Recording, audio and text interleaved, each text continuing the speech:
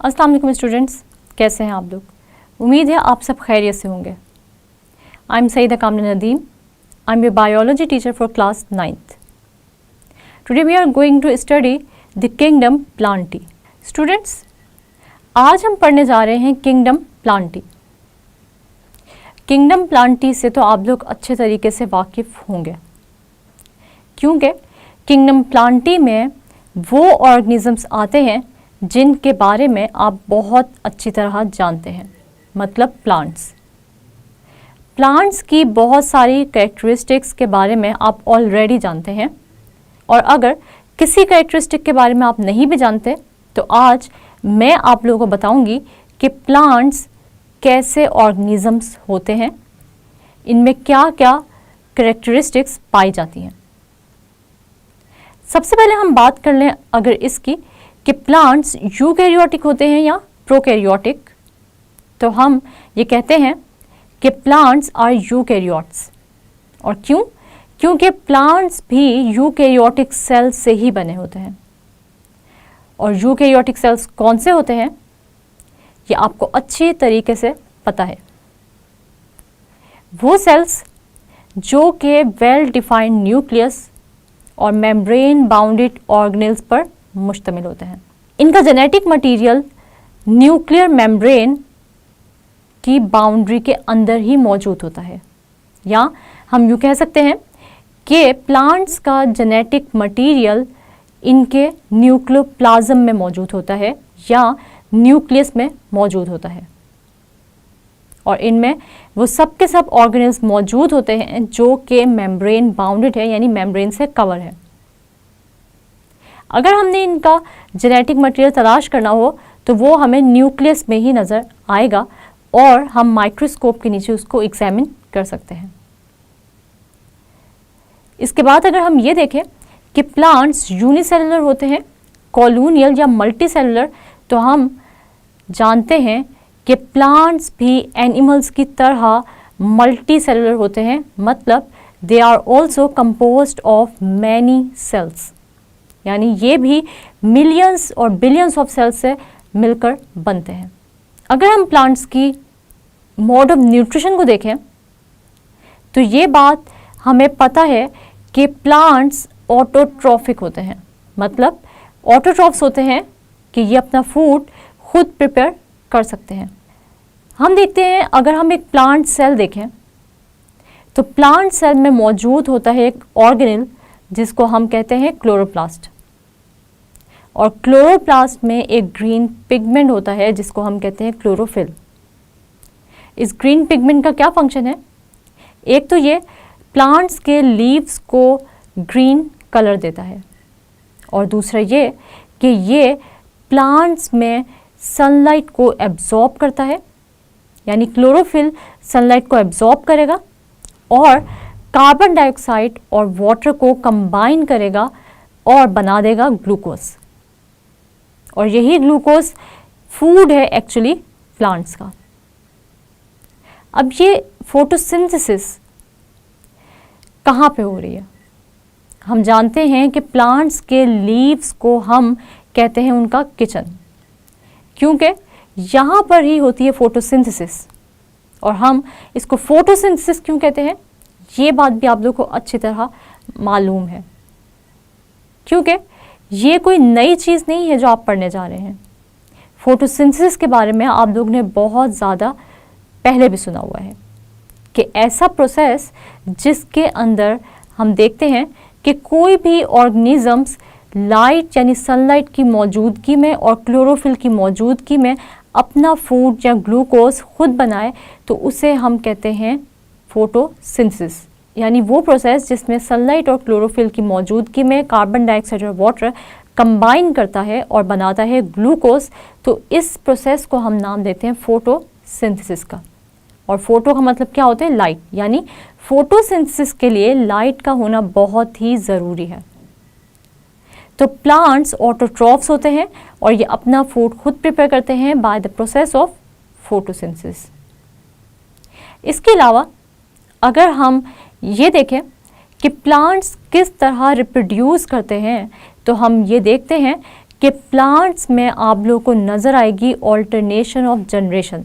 यानी हम ये देखते हैं कि बहुत सारे ऐसे प्लांट्स हैं जो कि स्पोरोफाइट और गैमेटोफाइट दोनों तरीक़ों से रिप्रोड्यूस करते हैं, मगर इनकी लाइफ साइकिल में होती है ऑल्टरनेशन ऑफ जनरेशन। यानी एक जनरेशन के बाद दूसरी जनरेशन आती है, मतलब स्पोरोफाइट जनरेशन के बाद गैमेटोफाइट जनरेशन आती है।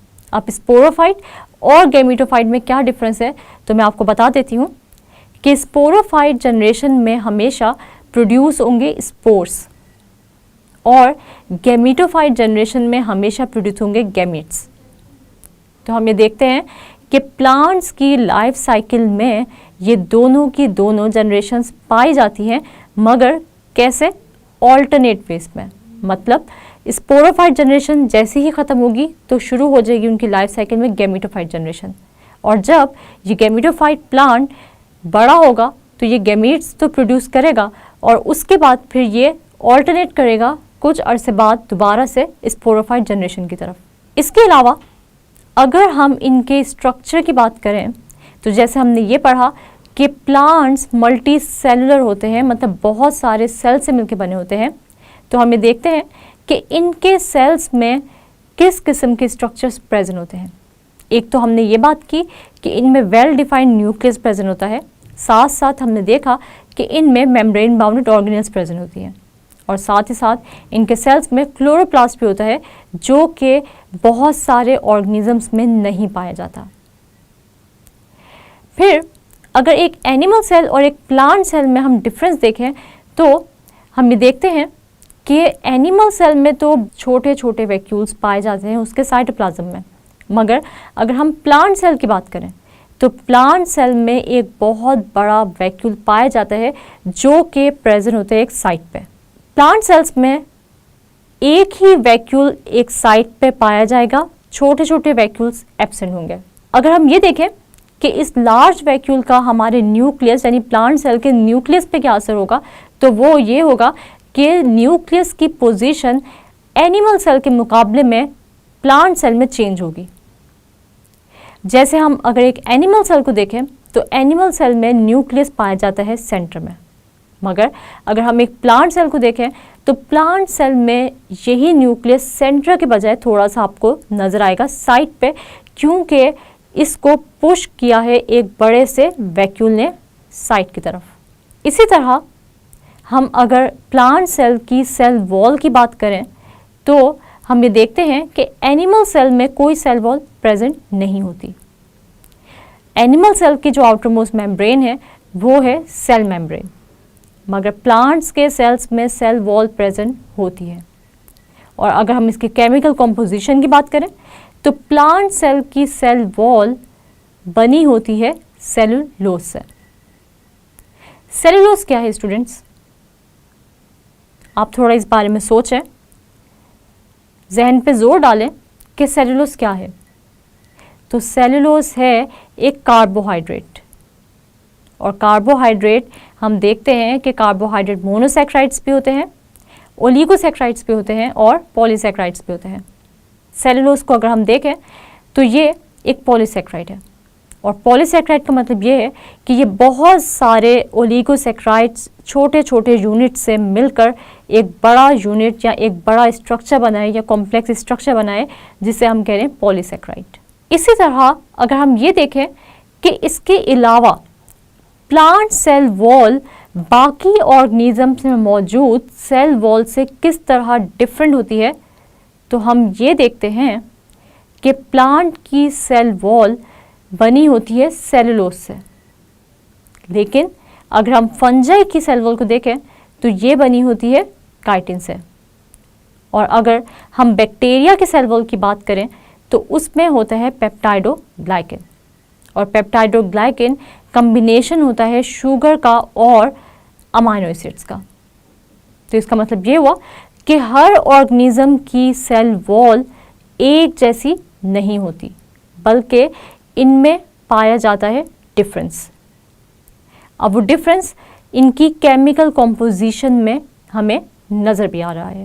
प्लांट्स को अगर हम ये देखें कि हम किस किस तरीके से कैटेगराइज करते हैं, या किंगडम प्लांटी में अगर हम बात करें कि कौन कौन से ऑर्गेनिज्म शामिल हैं, तो हम देख सकते हैं कि मॉसेस, फर्न्स और इसके अलावा फ्लावरिंग प्लांट्स वगैरह पाए जाते हैं। इसके अलावा अगर हम प्लांट्स के रिप्रोडक्टिव पार्ट्स की बात करें तो हम ये देखते हैं कि प्लांट्स के सेक्स ऑर्गन्स मल्टी सेलुलर होते हैं, मतलब ये बहुत सारे सेल से मिलकर बने होते हैं और ये अपनी लाइफ में क्या प्रोड्यूस कर सकते हैं, एम्ब्रियोज भी प्रोड्यूस कर सकते हैं। हम ये देखते हैं कि प्लांट्स सिंपल मल्टी सेलुलर नहीं होते, बल्कि ये होते हैं कॉम्प्लेक्स मल्टी सेलुलर ऑर्गेनिजम्स, मतलब इनके अंदर जो रिप्रोडक्टिव ऑर्गन्स हैं वो मल्टी सेलुलर होंगे और एम्ब्रियो फॉर्मेशन भी इनकी लाइफ साइकिल में हमें नज़र आएगी। अगर हम ये देखें कि किंगडम प्लांटी में कौन से ऑर्गेनिजम्स हमें नज़र आ सकते हैं, तो वो कौन से हैं, जैसे कि मॉसेस, फर्न्स और फ्लावरिंग प्लांट्स। अगर हम मॉसेस की बात करें तो ये स्मॉल है और बहुत ही सिंपल प्लांट्स हैं और इसके अलावा ये फ्लावरलेस है, यानी इनमें फ्लावर्स की प्रोडक्शन नहीं होती। इसी तरह अगर हम फर्न्स की बात करें तो फर्न्स भी बहुत ही सिंपल प्लांट्स हैं और ये रिप्रोड्यूस करते हैं स्पोर्स फॉर्मेशन से। लेकिन अगर हम फ्लावरिंग प्लांट्स की बात करें तो हमें नज़र आएगा कि फ्लावरिंग प्लांट्स में ऑल्टरनेशन ऑफ जनरेशन यानी स्पोरोफाइट और गैमेटोफाइट जनरेशन दोनों हमें नज़र आएंगी और ये कॉम्प्लेक्स मल्टी सेलुलर होंगे। अगर हम ट्रीज़ की बात करें तो इनके स्टेम्स वुडी होते हैं और बहुत ही लंबे होते हैं और ये प्रॉपर एक पूरा प्लांट होता है जो कि ट्री की फॉर्म में हमें नज़र आता है। लेकिन अगर हम श्रब्स की बात करें तो वो ट्रीज से कैसे मुख्तलिफ है। श्रब्स ऐसे पौधों को हम कहते हैं जो कि साइज में ट्रीज से छोटे होते हैं, यानी उनकी स्टेम्स ट्रीज से छोटे होंगे और इसके अंदर हम देखते हैं कि बहुत सारे ऑर्नामेंटल प्लांट्स भी शामिल हैं। तो स्टूडेंट्स, हमने देखा किंगडम प्लांटी और हमने पढ़ा कि प्लांट्स में कौन कौन सी कैरेक्टरिस्टिक्स पाई जाती हैं। इससे पहले हम kingdom monera, kingdom fungi, kingdom protista और आज किंगडम प्लांटी को पढ़ चुके हैं। इन सब किंगडम्स में से आप लोगों से कोई भी लॉन्ग क्वेश्चन पूछा जा सकता है, जैसे मैंने आप लोगों को पहले भी बताया था। इसलिए इन टॉपिक्स को आप लोगों ने लॉन्ग और शॉर्ट वाइज दोनों तरह प्रिपेयर करना है, ताकि कोई भी ऐसा क्वेश्चन आपके माइंड से स्किप ना हो जाए या आपकी प्रिपरेशन में रह ना जाए जो आपको नहीं आता हो। इस किंगडम में से आपसे पूछा जा सकता है कि प्लांट्स की क्या कैरेक्टरिस्टिक्स है, या आपसे ये भी शॉर्ट क्वेश्चन पूछा जा सकता है कि ऑटोट्रॉफ कौन से ऑर्गेनिजम्स होते हैं। तो आपको पता है कि ऑटोट्रॉफ्स वो ऑर्गेनिजम्स होते हैं जो कि अपना फूड खुद प्रिपेयर कर सकते हैं। इसके अलावा अगर आपसे ये पूछा जाए कि mode of nutrition of plants क्या है, तो आपको ये भी पता है कि प्लांट्स ऑटोट्रॉफिक होते हैं और ये अपना फूड फोटोसिंथेसिस की मदद से प्रिपेयर करते हैं। अगर इनका मोड ऑफ रिप्रोडक्शन पूछा जाए तो आप लोगों को पता होना चाहिए कि इनमें रिप्रोडक्टिव ऑर्गन्स मल्टी सेलुलर होते हैं और ये अपनी लाइफ साइकिल में एम्ब्रियोज भी बनाते हैं। साथ ही साथ इनमें ऑल्टरनेशन ऑफ जनरेशन भी पाई जाती है, यानी sporophyte generation alternates with gametophyte generation. यानी कुछ लाइफ साइकिल का हिस्सा स्पोरोफिटिक होता है, यानी स्पोर फॉर्मेशन होती है, और कुछ हिस्सा गैमेटोफिटिक होता है, यानी गैमेट्स फॉर्मेशन होती है प्लांट्स में। तो हम देखते हैं कि ये सारे के सारे क्वेश्चंस आप लोगों को अच्छे तरीके से याद होने चाहिए। जिन क्वेश्चंस के आंसर्स आप लोगों को नहीं आते उनको अपनी बुक में हाईलाइट करें और अच्छी तरह प्रिपेयर करें, और एक बार इन क्वेश्चंस की रिटन प्रैक्टिस भी ज़रूर किया करें स्टूडेंट्स, ताकि आप लोगों को पेपर की प्रिपरेशन में मुश्किल ना हो।